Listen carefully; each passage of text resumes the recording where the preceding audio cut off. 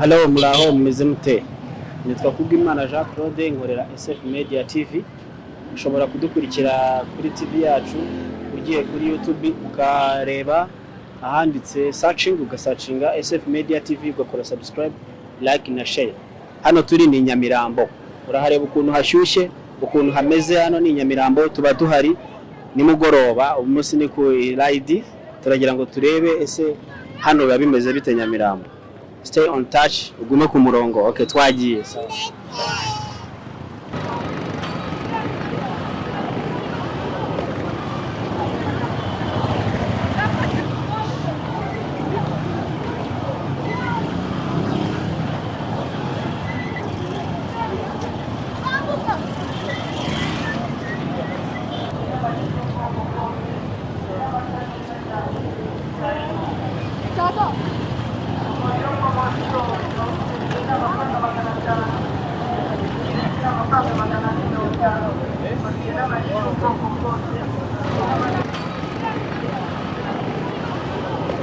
Muraho neza, aha turi ni Nyamirambo. Navuga yuko ari ahantu hambere mu Rwanda haba Abayislamu benshi.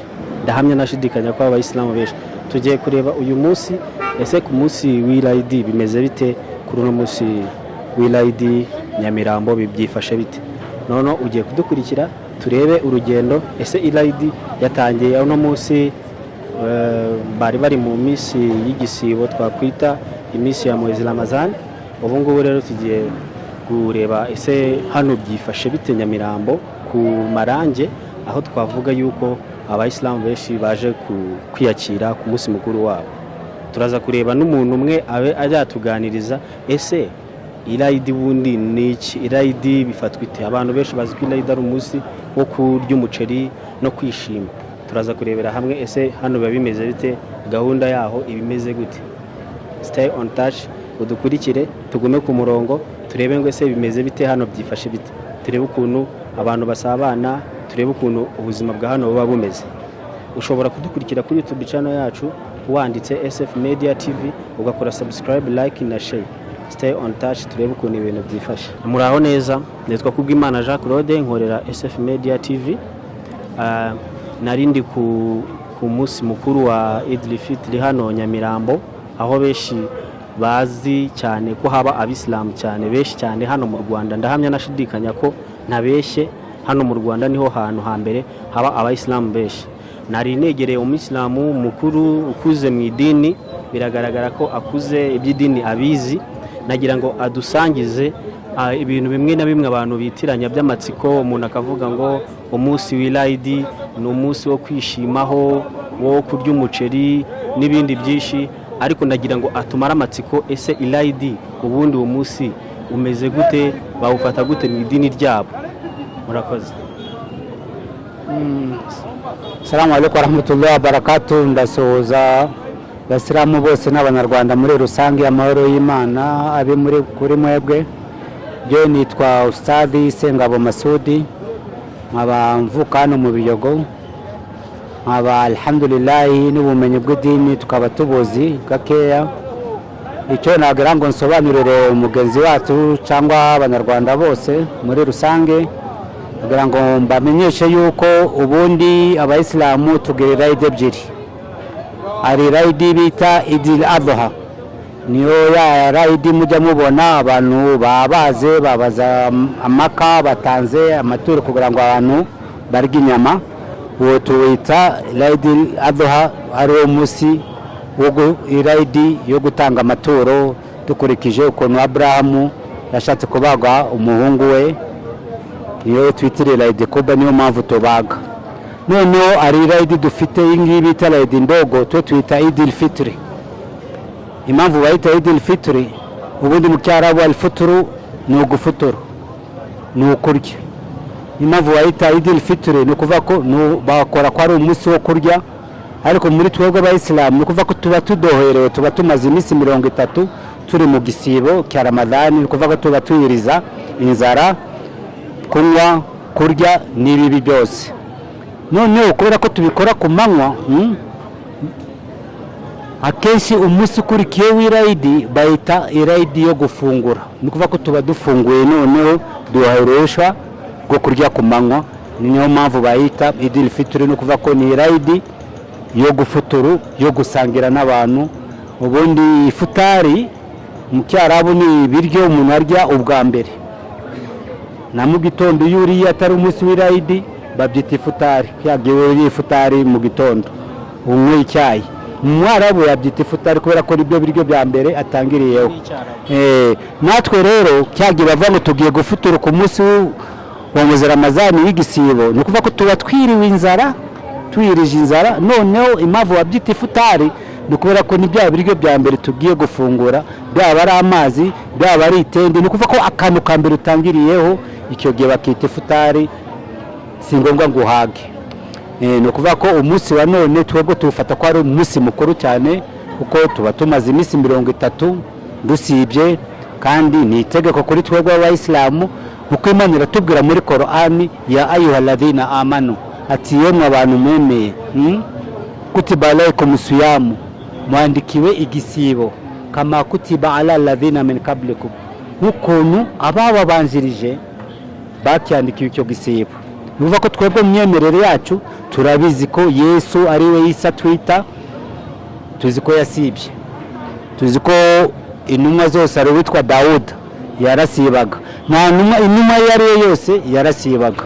Niyo mpamvu n'Imana kumanira uwo murongo yawubwiye Muhammad, ariko mubwira ko ari n'abandi intumwa zatangiye mbere ya Muhammad nazo zarasibaga. Niyo mpamvu twabigize ubwo ni itegeko kuri twebwe, turategetswe.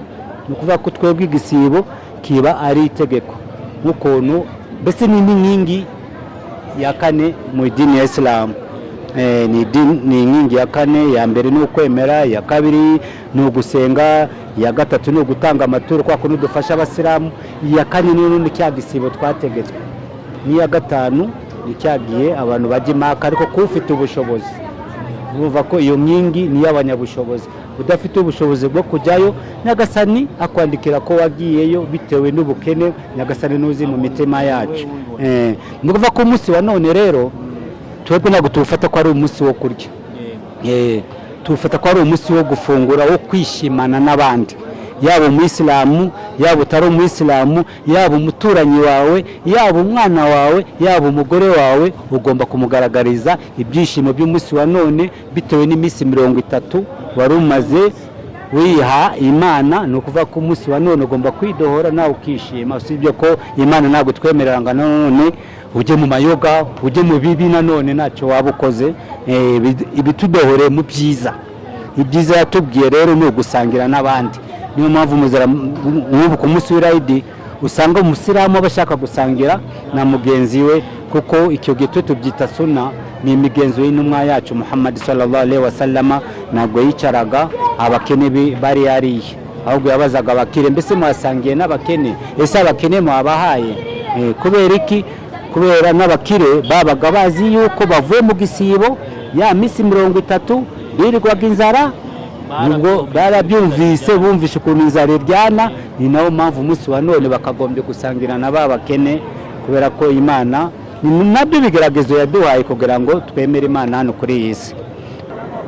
Kiraho wambabarira ukampa amasegonda makeya cyane, nkakubaza ku bigendanye na mwezi Ramazani. Hari abantu babyitiranya mwezi Ramazani bakumva ko nabwo ari wa munsi, nk'ubu ngubu ngewe si ndi umuyisilamu, ni wa munsi ngomba kujyanja ahantu basenze, nkasaka gufuturana nabo kugira ngo mbone uko narya cyangwa ibindi, ariko ntari umuyisilamu. Ese mwezi Ramazani yo ubundi yo imeze gute? Ni iyo minsi 30 ni iminsi yo kwiyiriza gusa, cyangwa udusobanuro nyine nk'abantu batari Abayisilamu tumenye ngo ese iyo mwezi Ramazani yo ibihagaze gute? Ubundi iyo bavuze mwezi Ramazani ni ugufunga, ni igisibo tuba dusibye ku munsi wa Ramazani. Ubundi abasiramu bagira ibisibo byinshi, burya ari igisibo cy'umunsi, hari abantu biriza inzara ku wa mbere, hari n'abandi birirwa inzara ku wa kane. Ku wa mbere buriya twemerewe gufunga ku wa mbere no kwa kane, hari abantu babikora bitewe yuko intumwa yacu yakunda kubikora, ariko ibyo ngibyo ntabwo twabitegetswe. Ni ukuvuga ko umusiramu ubikoze arabihemberwa, utabikoze ntabwo abihanirwa. ariko mu Ramazani ni itegeko kuri twebwe.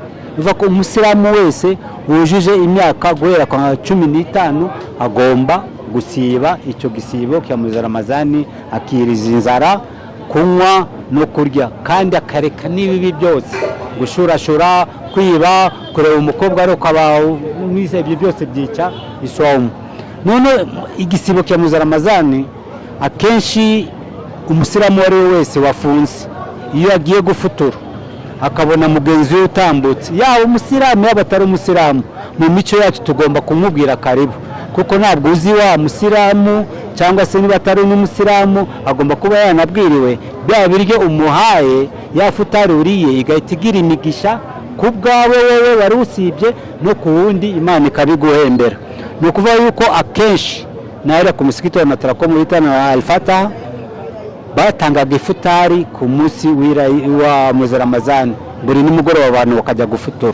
Nuva ko kandi iyo abantu bagiye gufutura ntabwo bareba uyu ni umwana, uyu ni mayibobo, sinzi uyu umusilamu, ntabwo babimenya. Uwo ari we wese aricara akarya kuri ya migisha y'Imana, kuko twebwe akenshi mu ifutari tuvuga yuko isahani yahaza umuntu umwe n'abantu 10 yabahaza bitewe n'imigisha y'Imana. Kandi twagiye tubibona koko akenshi muri Ramazani usangiye n'umuntu uhituhaga kubera bya byishimo byatumye usangira nawe, uhitubara imigisha mbonye deja Nyagasani agahita guhaza na bya biri ukabona bikagira imigisha.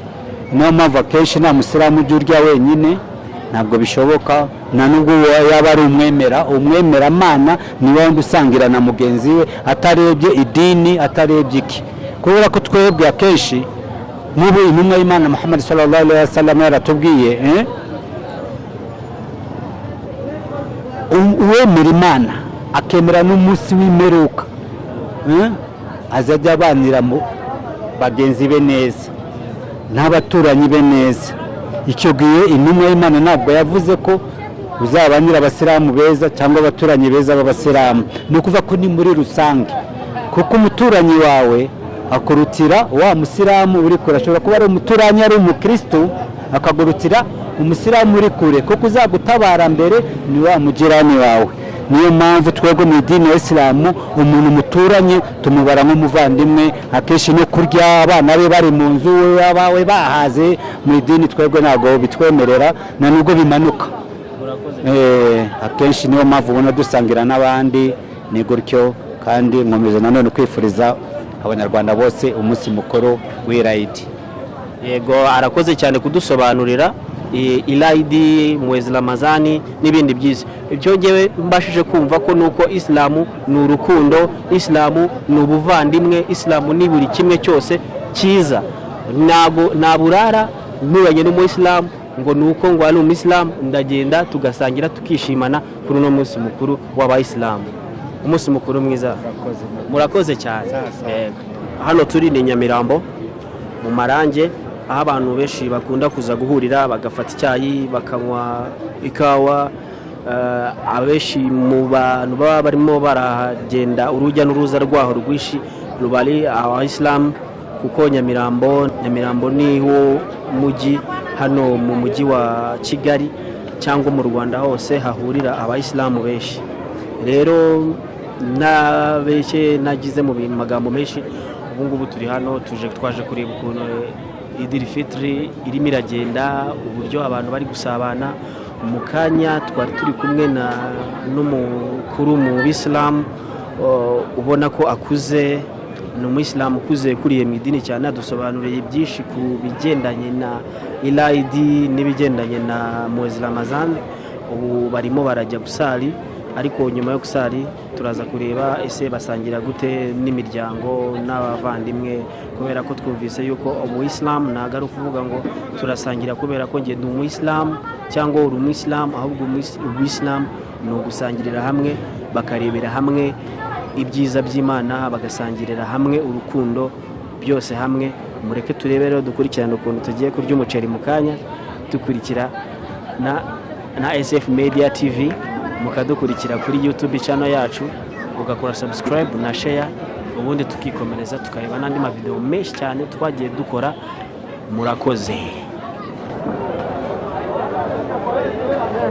dore bari ara muri fitr bimeze bite ari umuceri Cyuraje.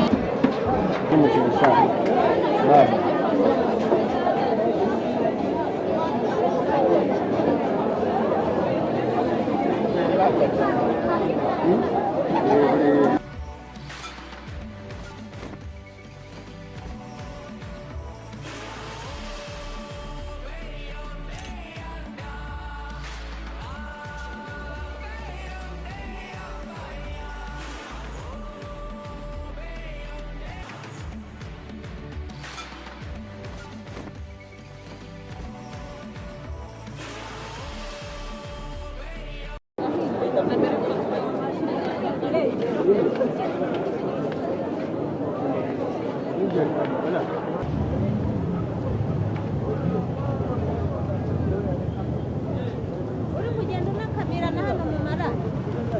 cyangwa uri umunyamakuru? ni umunyamakuru. Urashaka ko dukorana inkuru se? Nta makuru ufite? Habe n'amake. Ushaka amakuru? Ndashaka amakuru. Yirayi. Nta muceri wabonye urabeshya? Aho ugiye imbere. Gute se utabonye umuceri kandi hano umuceri uhari? Nayo kuri iki? Nayo kuri SF Media TV. Ya mu marangi abahaze bakubwira. We nta kintu wabonye? Gute se nta kintu wabonye kandi irayidi ngo buri muntu wese yisangamo? Dore rero. Cyangwa uri kumfata? Ntabwo ndi kugufata. Ntabwo ndi kugufata ngo byagenze bite se? Urabona ko turi abakene. Babaga duhagaze ku misigiti. Abakire bakaza bakavuga. None ubu ngubu? None ubu basigaye babategeka kubitangamo imbere. Babitangamo imbere ntitubikora. Kandi njyewe umuyisilamu twaganiriye yambwiye yuko umuntu wese bamuha ukuri kw'Imana. Abavuye gusari b'abakire bayasigamo imbere, ariko ntabwo twese abakena bitugera. Nyine hari abo baha ariko twese ntitugera. None se mamubungu ibyo ni ibiki? ariko ubu araguha ntugire ikibazo. Oya nanjye nyuye umuceri ibiro 2. Wegenda ugashiremo ibirungo ugateke neza. Ntabwo sawa.